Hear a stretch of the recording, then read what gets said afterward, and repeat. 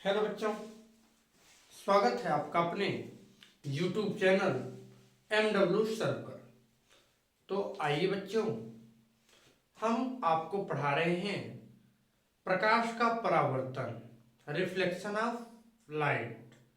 तो प्रकाश के परावर्तन का ये लेक्चर तीसरा है। तो आइए शुरू करते हैं इन कोट्स के साथ। कोट्स क्या है? लाइफ में मशहूर होना पर मगरूर ना होना, कामयाबी पाकर घमंड में कभी चूर ना होना, आपकी सारी कामयाबी यही मिल जाएगी, इसके लिए संघर्ष से कभी दूर ना होना। आपकी सारी कामयाबी यही मिल जाएगी, इसके लिए संघर्ष से कभी दूर ना होना। तो इन्हीं कोर्स के साथ आपका टॉपिक स्टार्ट करते हैं।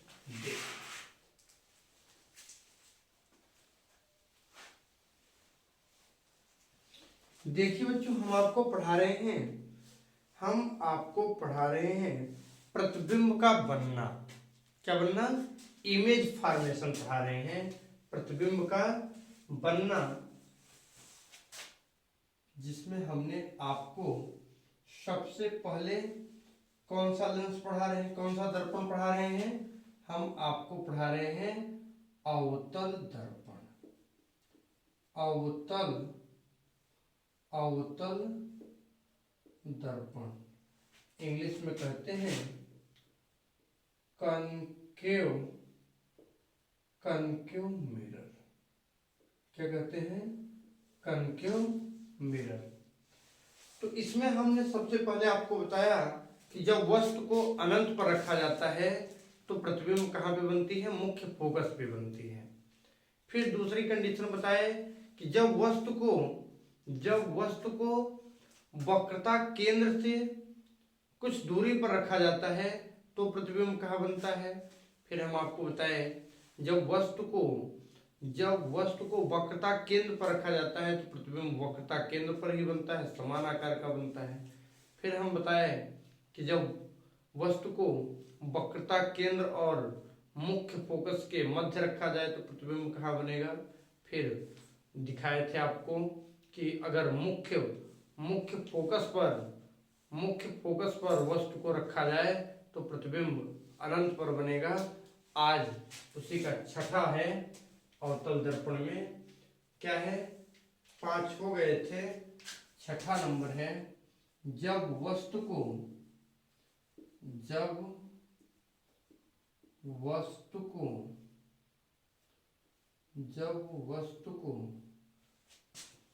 मुख्य फोकस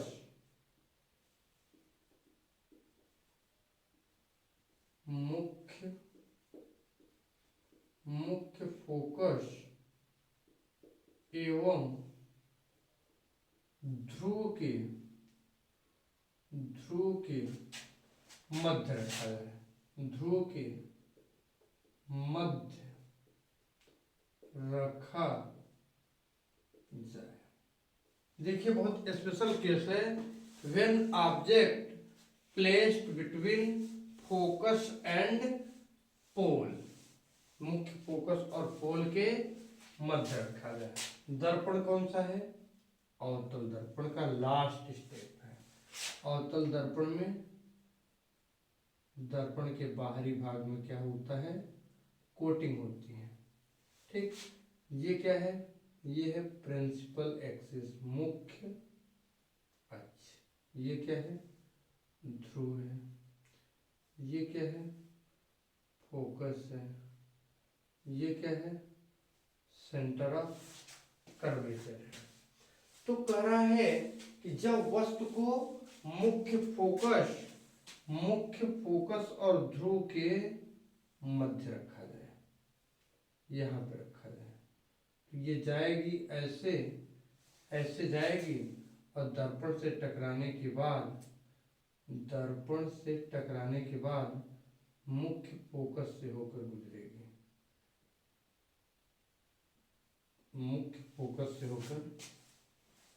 गुजरेगी। देखिए, ये गई ऐसे है, रिटर्न ऐसे हुई, और हम आपको बताएंगे कि जो किरण सेंटर ऑफ कर्वेचर से जाती है, दर्पण से टकराने के बाद अपने ही मार्ग पर वापस लौट आती है।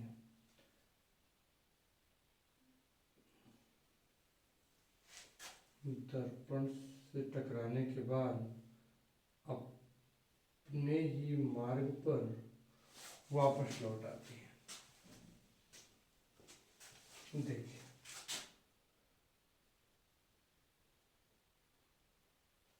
ये है, ये वक्रता केंद्र से जा रही है ना, वक्रता केंद्र से जा रही है, अपने ही मार्ग पर क्या करेगी, रिटर्न आ जाएगी। और जब हम इसे आगे बढ़ाएंगे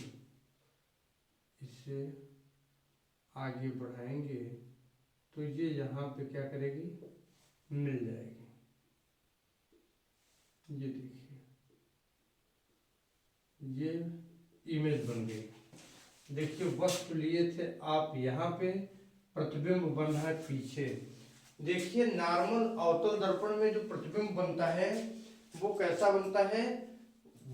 बनता है, रियल बनता है। लेकिन यहाँ पे क्या बनेगा, आभासी बनेगा। तो किसकी बात करें हम, इमेज की। इमेज माने प्रतिबिंब। कैसा बनेगा, आइए, कैसा बनेगा, आभासी बनेगा। कैसा बनेगा, आभासी बनेगा। इंग्लिश में कहते हैं कैसा बनेगा, वर्चुअल बनेगा। वर्चुअल, रियल नहीं होगा, वर्चुअल होगा। और कहाँ बनेगा, बिहाइंड द पोल या बिहाइंड द मिरर। क्या बनेगा, दर्पण के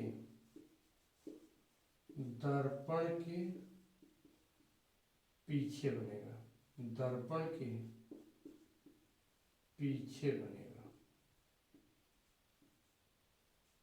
दर्पण के पीछे बनेगा, आभासी बनेगा।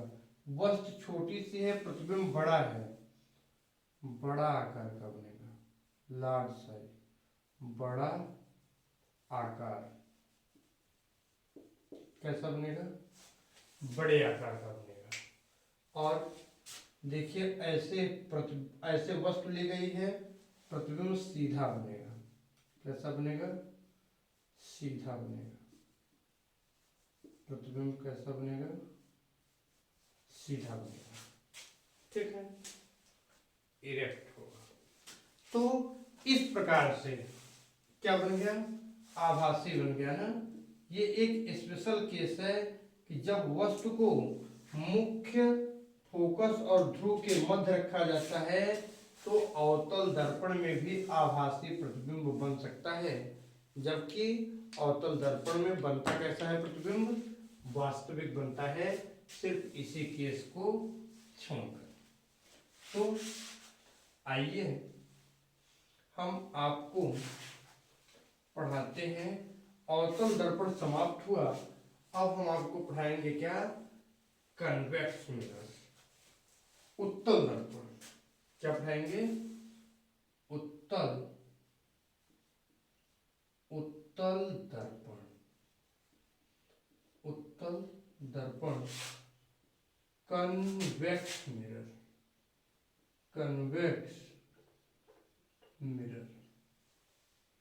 उत्तल दर्पण। कन्वेक्स मिरर क्या होता है, देखिए, गोली दर्पण का वो भाग है ना, यह गोली दर्पण का वो भाग है जिसके उभरे हुए, देखिए, दबे हुए भाग पर क्या किया जाए, दबे हुए भाग पर कोटिंग किया जाए और उभरे हुए भाग से प्रकाश का परावर्तन कराया जाए। क्या कराया जाए, प्रकाश का परावर्तन कराया जाए। तो सबसे पहले तो ये जानने की जरूरत है कि उत्तल दर्पण में प्रतिबिंब बनता कैसा है, प्रतिबिंब कैसा बनता है। देखिए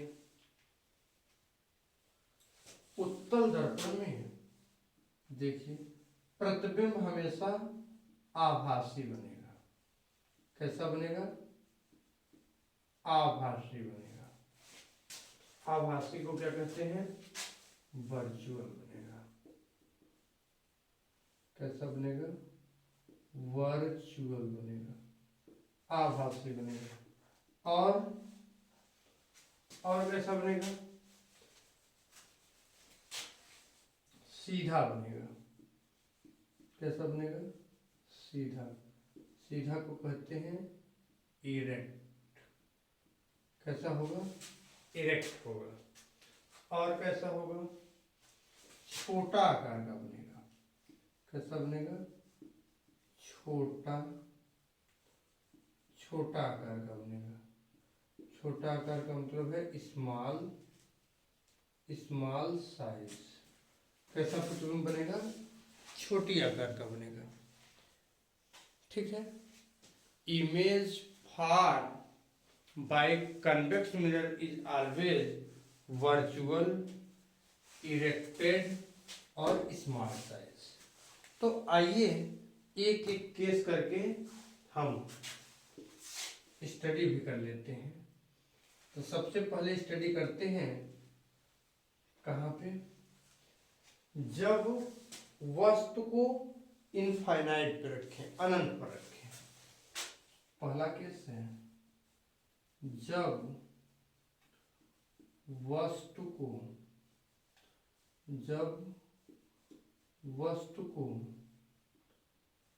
अनंत पर रखें। जब वस्तु को कहाँ रखेंगे? अनंत पे। और इस दर्पण की बात हो रही है। किस दर्पण की बात हो रही है? कन्वेक्स मिरर की बात हो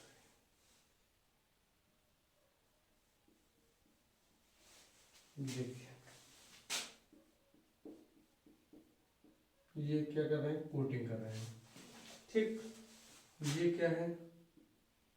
ये प्रिंसिपल एक्सिस है, मुख्य अक्ष है। ये क्या है? ध्रुव है, पोल है। ठीक। अब हम कोई वस्तु लेते हैं कहाँ पे? इनफाइनाइट, अनंत पर लेते हैं। अनंत पर कोई वस्तु लेंगे तो ये मुख्य अक्ष के समानांतर है। प्रिंसिपल एक्सिस के क्या है? समानांतर है।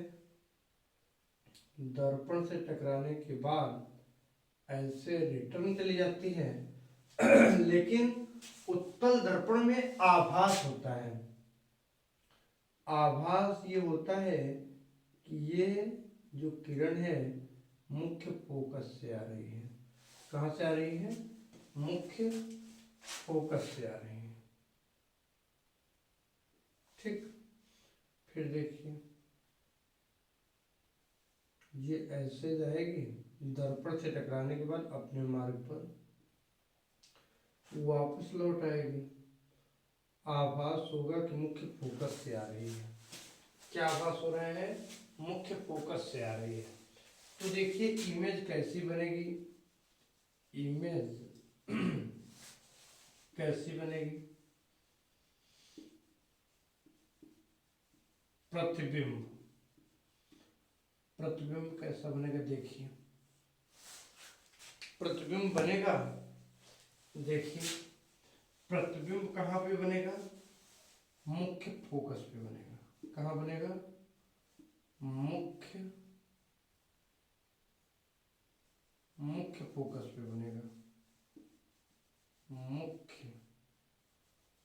मुख्य फोकस। प्रतिबिंब कहाँ बनेगा? मुख्य फोकस पे बनेगा। प्रतिबिंब कैसा होगा? आभासी होगा। कैसा होगा? आभासी। आभास हो रहा है ना मुख्य फोकस पे। प्रतिबिंब कैसा होगा? आभासी होगा। और प्रतिबिंब कैसा होगा? बहुत छोटा होगा। कैसा होगा?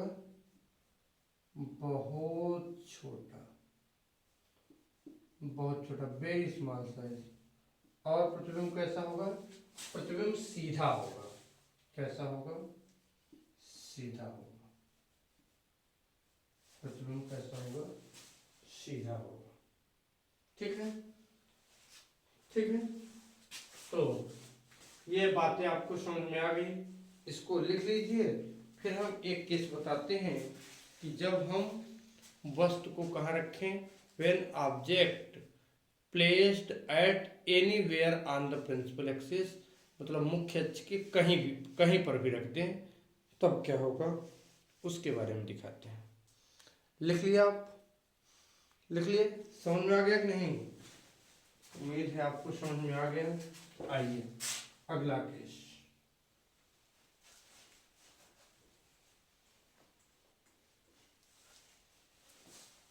अगला केस है दूसरा।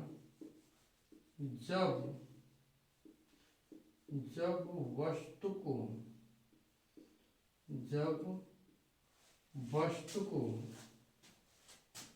मुख्य अक्ष पर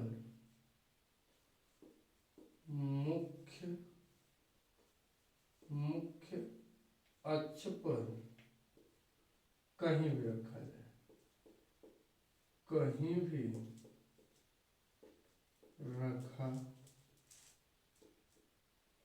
कहीं भी रखा जाए, एनीवेयर। देखिए ये क्या है? ये कन्वेक्स मिरर है, उत्तल दर्पण है। ये क्या है? मुख्य अक्ष। जब वस्तु को मुख्य अक्ष पर कहीं भी रखा जाए, ये क्या है? पोल है, ध्रुव है। और वस्तु को मान लीजिए कहाँ पे रख देते हैं? यहाँ पे रख देते हैं। कहाँ पे रख देते हैं? यहाँ पे रख देते हैं।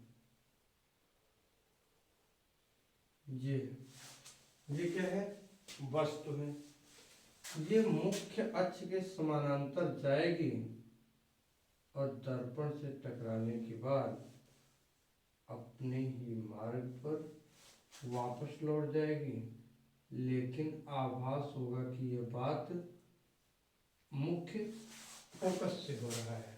कहाँ से हो रहा है? मुख्य फोकस से हो रहा है।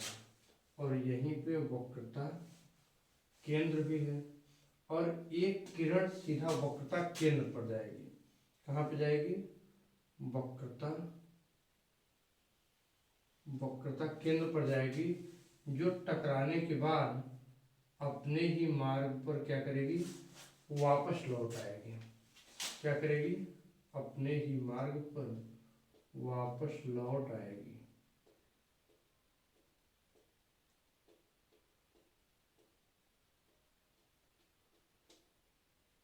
ठीक है, अपने ही मार्ग पे क्या करेगी? वापस लौट आएगी। और यहाँ पे कट कर रहा है ना, यहीं पे इमेज बनेगा। क्या बनेगा? यहीं पे। ये तो ऑब्जेक्ट है और ये इमेज है। तो देखिए इमेज कैसा बनेगा, कहाँ बनेगा? इमेज प्रतिबिंब। क्या है? प्रतिबिंब है, इमेज है। आइए इमेज बनेगा कहाँ पे? देखिए ध्रुव और मुख्य फोकस के बीच में बनेगा। क्या बनेगा? Between pole and focus. ध्रुव एवं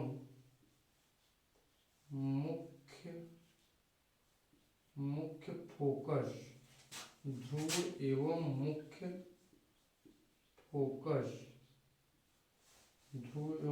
फोकस के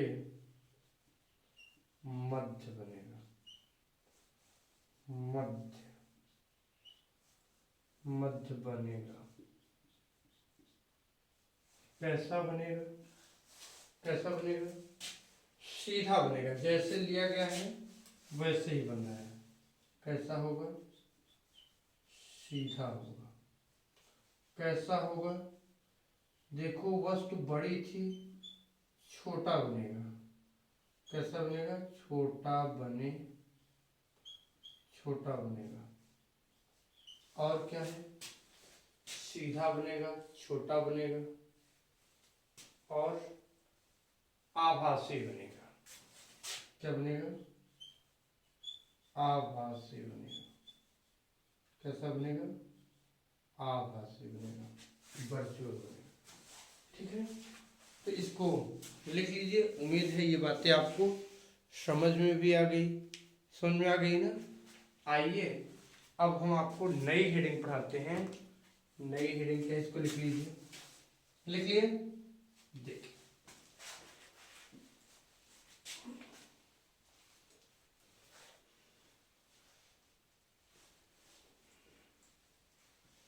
नई हेडिंग है मिरर फार्मूला। क्या है? दर्पण सूत्र। हेडिंग है mirror formula. Mirror formula and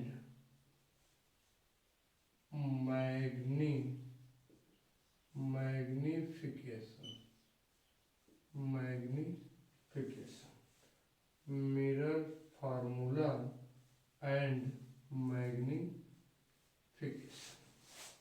देखिए क्या होता है।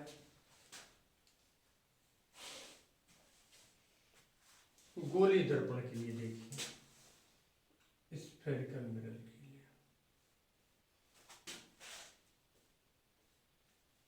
लिए दर्पण फार्मूला सभी को पता है। क्या होता है? सबसे पहले जानिए, गोली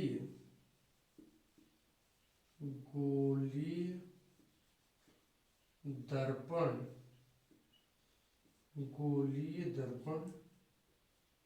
गोली दर्पण के लिए U क्या है? U है distance of object from pole. Distance of object from pole मतलब ध्रुव से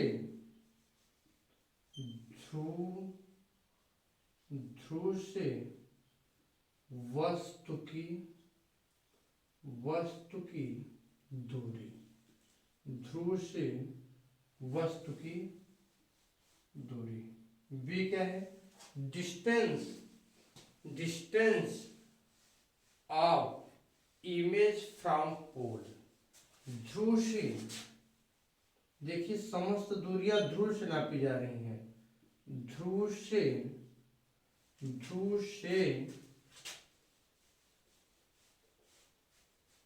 प्रतिबिंब। इमेज माने ध्रुव से प्रतिबिंब।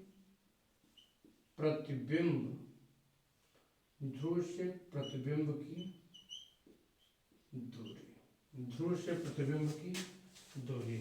उसके बाद क्या है? एफ क्या है? फोकस दूरी। फोकस दूरी क्या होती है? ध्रुव से मुख्य फोकस की दूरी। ध्रुव से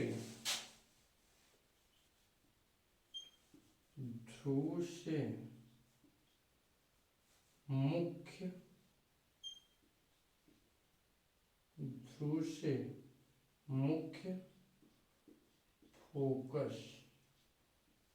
फोकस की दूरी। ये क्या है? एफ के बाद आर, रेडियस ऑफ कर्वेचर। ध्रुव से वक्रता केंद्र की दूरी। क्या है ये? ध्रुव से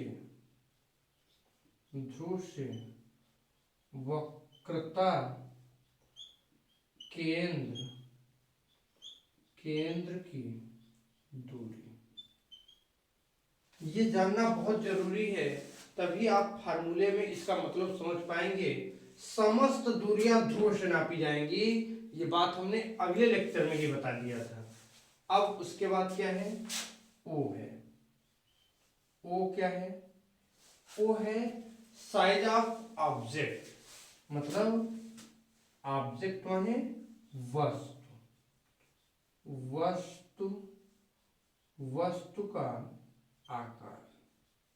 साइज ऑफ ऑब्जेक्ट का मतलब है वस्तु का आकार।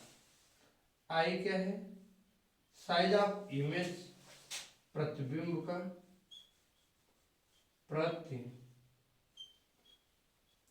प्रतिबिंब का, प्रतिबिंब का आकार, प्रतिबिंब का आकार। ठीक है, इसको लिख लीजिए, फिर हम आपको फार्मूला दिखाते हैं। इसको लिख लीजिए, फिर हम आपको क्या दिखाते हैं, फार्मूला दिखाते हैं। सभी को पता है एक फार्मूला क्या है, 1/f is equal to 1/b plus 1/u। सभी को पता है ना, ये गोलीय दर्पण का क्या है, फार्मूला है। लेकिन इसके लिए एक नोट पॉइंट है। नोट पॉइंट क्या है, वो जानना बेहद जरूरी है। नोट पॉइंट ये है, always use sign convention while solving the problem. इसको सॉल्व करने के लिए, इसको सरल करने के लिए आपको चिन्ह परिपाटी का नियम याद रखना चाहिए। इसका मतलब है कि यह चिन्ह परिपाटी, चिन्ह परिपाटी के नियमानुसार लगाया जाता है। जो कहेगा कि फोकस है, अब वो दर्पण दिया रहेगा कि अवतल दर्पण है, उत्तल दर्पण है। किसके लिए, देखिए अवतल दर्पण के लिए फोकस की जो दूरी है, फोकस का जो मान है नेगेटिव होता है, और उत्तल दर्पण के लिए पॉजिटिव होता है, क्योंकि ध्रुव से दाहिनी ओर नापी गई दूरियां क्या होती हैं, धनात्मक होती हैं, बाईं ओर नापी गई दूरियां ऋणात्मक होती हैं। तो जो अवतल दर्पण है उसमें जो मुख्य फोकस है, फोकस दूरी है, वो ध्रुव से किस तरफ होती है, बाईं तरफ होती है, तो उसका मान ऋणात्मक होता है। तो चिन्ह परिपाटी का नियम अनुसार लगाया जाता है। चिन्ह परिपाटी का नियम यहाँ पे ध्यान रखना चाहिए। और एक है मैग्निफिकेशन। मैग्निफिकेशन में m बराबर होता है I/O, I/O। m बराबर I/O का मतलब है कि मैग्निफिकेशन बराबर होता है इसका प्रतिबिंब का आकार बटे में वस्तु का आकार। ये क्या है, एक प्रकार का रेशियो है, प्रतिबिंब का आकार बटे में वस्तु का आकार। अब हम आपको इसके बाद कल की क्लास में बताएंगे रिफ्रैक्शन ऑफ लाइट, प्रकाश का अपवर्तन। तो हमारा कल का टॉपिक होगा प्रकाश का अपवर्तन। हमारे कल का हेडिंग होगा क्या, प्रकाश का अपवर्तन।